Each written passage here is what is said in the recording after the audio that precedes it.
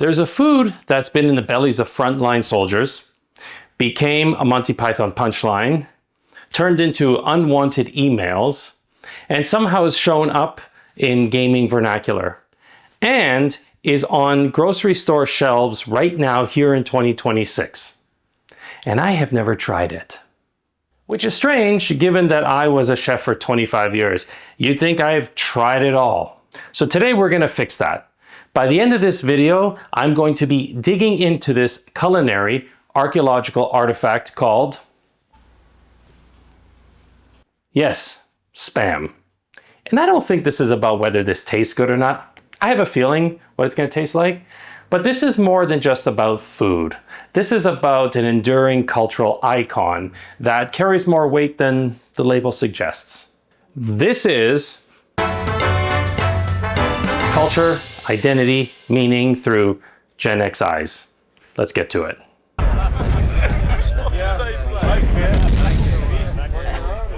Spam. Where do you even start with that?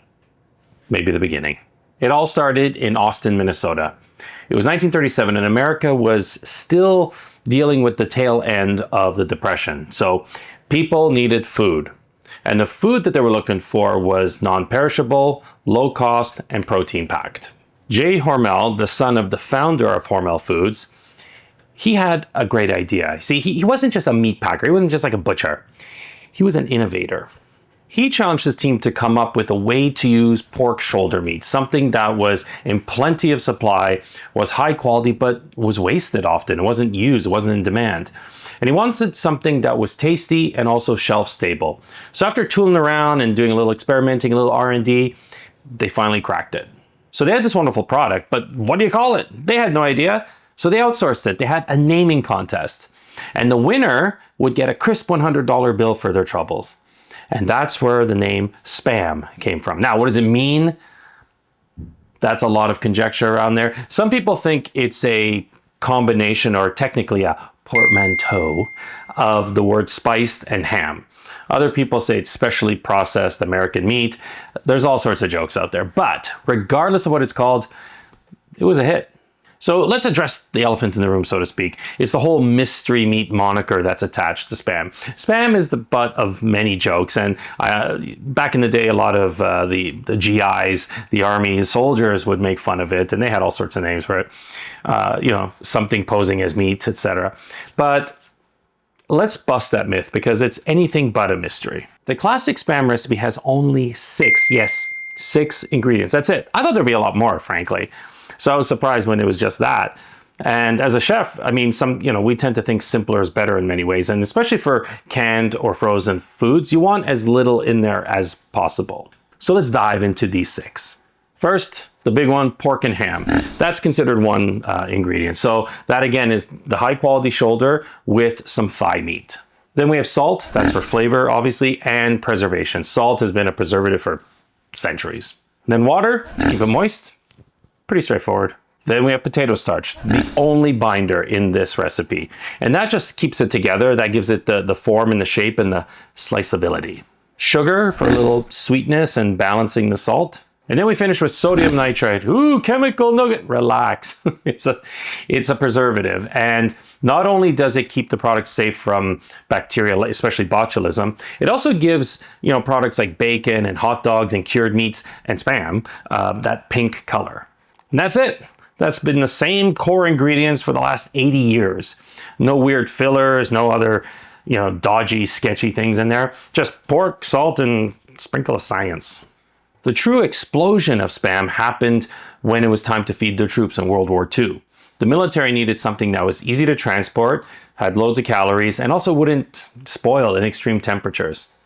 Now, just an aside, if you want to learn more about other canned meals feeding the military, watch my video I did on Chef Boyardee. It's a really good one. Check out the link here, somewhere there, or in the description.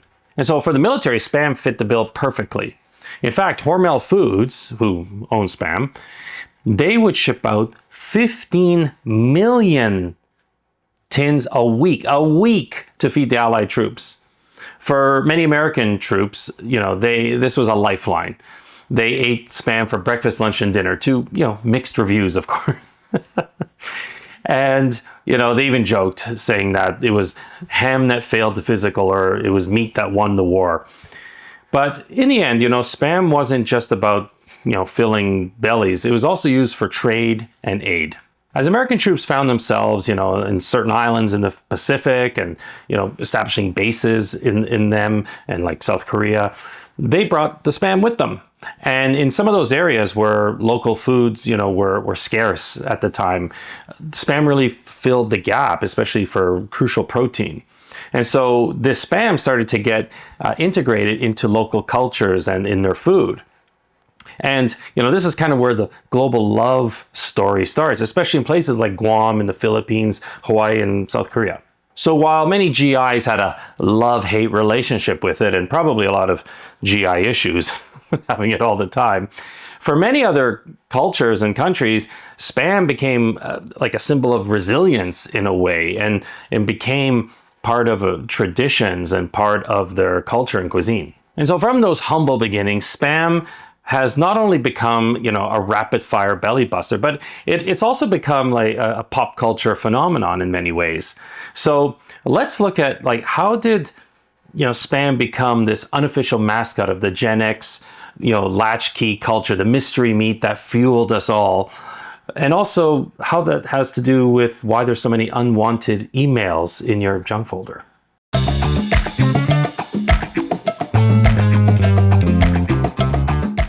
If you grew up in the 70s or 80s, you knew this sound.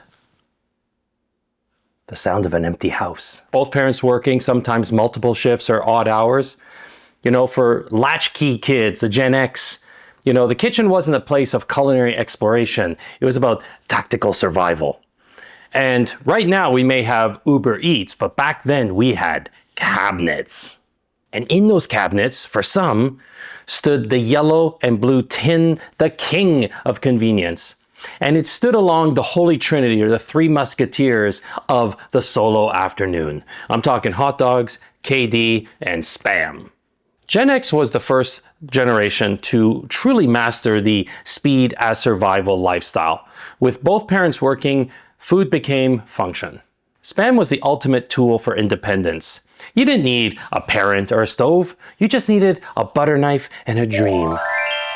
Slicing off a cold piece of Spam and nestling it between two squishy pieces of white bread wasn't just a snack or dinner.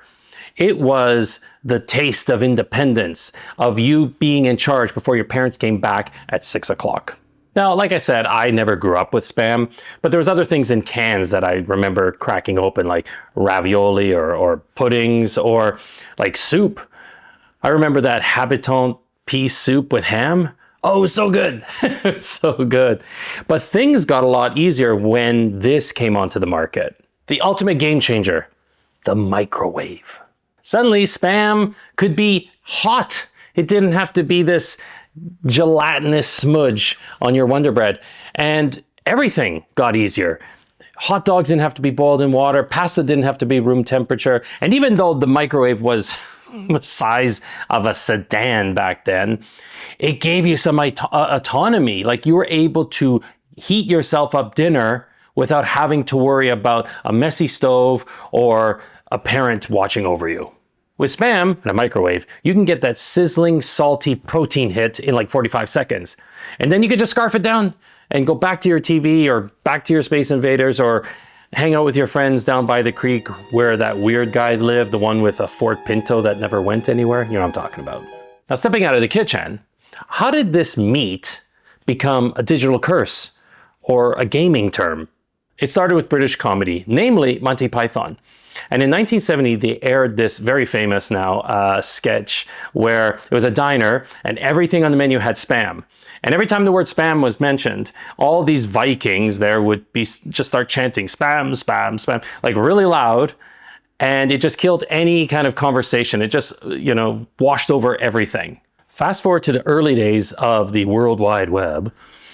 These, early pioneers of news groups and chat rooms, they would come in with repetitive, unwanted messages. And some people started to remember that Monty Python sketch. And so whenever they got these unavoidable, annoying, repetitive messages, they saw it as spam. Now, this culture of repetition didn't just stop at email. In the gaming community, a lot of times when you're playing, you're attacking, you're trying to hit someone, and you're trying to overpower them. And so you're hitting the same button over and over again, usually. And so they started to use that term spam as a way of like, if you're the one getting hit, you're getting annoyed. And so someone is spamming the keyboard. Now, I've been playing games for decades, and I never heard of this term until my kids mentioned it a few years ago. And that's because they play online. I don't play online. I'm an introvert. I play by myself, solo. But I just love that they use that term spamming. I find it fascinating that this can of meat that came about in the 30s has now embedded itself into like the digital world, the gaming world. I think it's just endlessly amusing. Anyway, enough of the history part. I do want to get a little personal.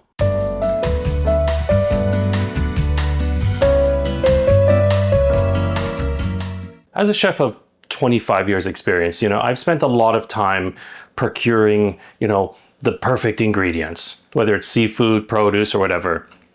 I've played around with them. I've transformed them, whether it's a delicate emulsion or it's a way of transforming it into something more ethereal. I love things like truffle and foie gras. I've probably used enough to choke a French woolly mammoth. The idea, though, is that even though I've done all these wonderful things with exquisite ingredients, it doesn't mean that it's any better than any other food.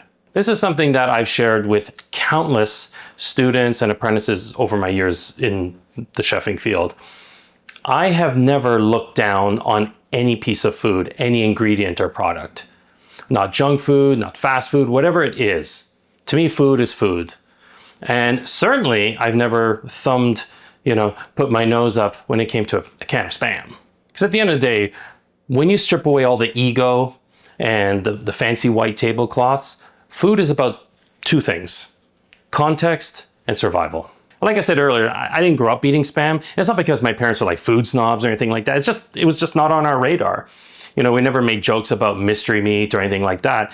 It's just, and when I grew out of the home and I was shopping on my own, it was just a can that I passed by, like lots of other cans I passed by as I was looking for my box of Fruit Loops. Now, when I started working in professional kitchens, I started to adjust and change my relationship to food. That is, things that I didn't really like as a kid, I would try again because I was coming at it with a different perspective and a different way of approaching things. And so some things I didn't like as a kid, I really liked, like olives and things like that. And there were still things I just didn't like fennel and watermelon. I know, I don't like watermelon. Deal with it. But the one thing that the conclusion I came to always is that all food is to be respected, even if it was canned or frozen. There's this massive irony, working in professional kitchens. You spend your whole 12 or 16-hour shift creating all this fine dining, these 5-star plated dinners, and then you go home and you survive on PB&Js, hot dogs, and honeycomb cereal, right? Like, food is not about art at that point. It's just about sustenance. It's about just filling your belly before you go to bed and watching Law and Order till 3 a.m. We love to put labels on food. People talk about high class or low class foods, but again, it's all nonsense because it just depends on the context. Like, an example of this would be lobsters. Now, let's take lobster. Today, it's the epitome of luxury, but before the 19th century, it was poor man's chicken. It was so abundant and ugly that people used it for fishing bait and fertilizer. There were actual laws in colonial times forbidding people from feeding lobster to prisoners more than 3 times a week because it was considered cruel and unusual punishment. Yes, the same thing that cost you about $100 at even a middle-of-the-road restaurant was considered cruel and unusual punishment. Then a bit of rebranding and a booming railroad, tourism happening. These sea cockroaches, or as we used to call them in the hotels, bugs, all of a sudden became haute cuisine. Remember, food doesn't change. It's our perception of it that does. And that's where we can sometimes run into trouble. Now, if you think about it, I mean, no one's going to confuse Spam with like a delicate pate, but in a way, they're kind of slabs of salty, porky goodness that, you know, maybe one you'll use with Wonder Bread and one will have a gooseberry compote. But again, they're very similar. They're kissing cousins. So why look down on that? It's all context. Remember that. It's very easy to get on this moral high horse. You know, you can talk about this organic, you know, farm to table, non-GMO lifestyle when you have the luxury of choice and the budget to back it up. But let's look at the reality. 8 billion cans sold since day one, millions sold every year. People are buying it. Now, people aren't just buying Spam because of nostalgia. They're buying it because it's shelf stable, it's affordable, it's versatile. And in a world that's increasingly expensive and unpredictable, a can of Spam can actually feel like a win. Like it fills the belly, it gives comfort. And there are many people on this planet who are praying for that kind of food security. And demonizing low-class food is really about demonizing the people that rely on it. As a chef, I've learned that the best food is the one that you can procure, the food that you can afford, the food that fills you up and sustains you in the moment. Remember, food is neutral. It just is. A corn of cob is just a corn of cob. You know, a piece of feta cheese is just a piece of feta cheese. It's the judgments we put on it that we carry. And, you know, when we mock foods, we're mocking the people that eat it. And therefore, it's not about the food anymore. It's the judgment. Speaking of judgment, I'm ready to judge, aka taste test this can of Spam. I'm getting actually a bit hungry, so let's go to the kitchen.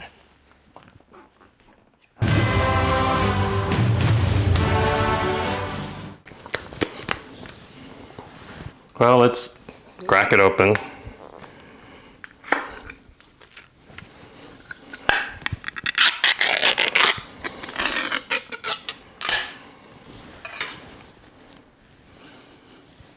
It's quite pungent. Oh, yeah. It stings the nostrils.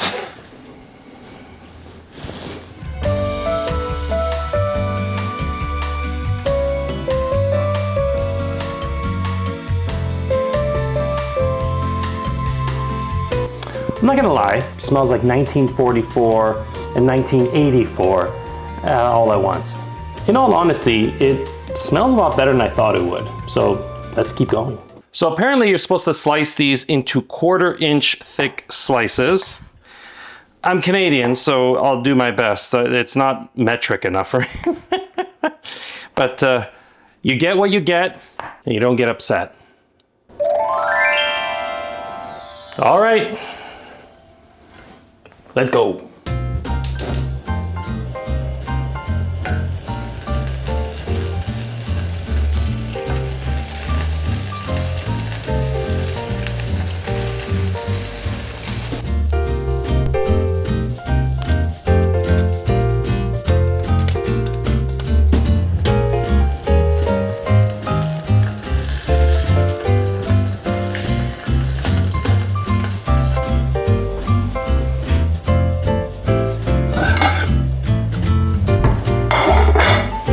Now, I don't know if you can hear it. It's getting all sort of snap, crackly, popping. It's got some color on there.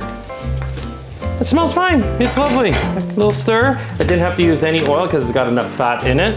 And I'm about to plate up soon and give it a whirl. But so far, so good.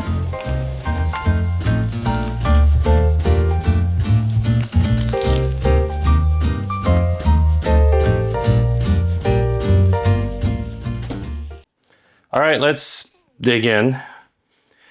Gonna add a squeeze of lemon to it. One thing that they suggest is to rinse it or even boil it in either rinse in cold water, boil it for a few minutes to leach out some of that saltiness. I forgot, I was gonna do that. So we're gonna go with the OG here. I put some lemon on here and let's dig in. Oh.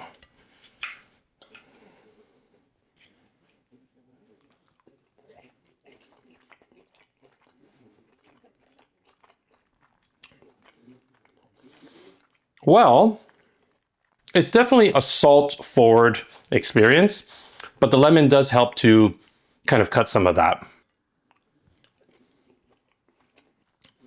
As a chef, I'm thinking acid and starch, which is what would work best with this. So maybe a stir fry with pineapple, or maybe diced up into a potato hash, or even folded into some lovely fluffy scrambled eggs. Something where the sodium and the fat become an asset rather than just like a punch of sodium in the mouth. Now, apparently there's like 15 different flavors of this kicking around. I think it's like teriyaki. I saw turkey or bacon, or maybe it's turkey bacon. There's jalapeno. This is not going anywhere soon. Now, whether you're new to this or the taste of it brings you back to an old weathered wallpaper dining room in 1978, or a rickety TV tray that you're watching Barney Miller from, it definitely does tether to this idea of not just Gen X, but any generational sort of survival. It's like this or nothing. So you make the best of it. And whether this is served in truffles in a white cloth dining room, or you're scarfing it over a sink after doing a double shift, it's still food, it's still sustenance, and that demands respect. Full respect to the blue and yellow tin. I gotta put this down. Have to go to the gym again. That's so good. Okay, I'm done here.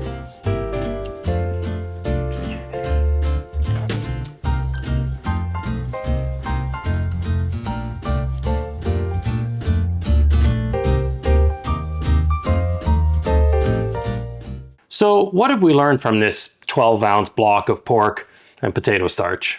We've seen it serve as a literal lifeline on the front lines of a world war. We've also seen it become part of the digital language.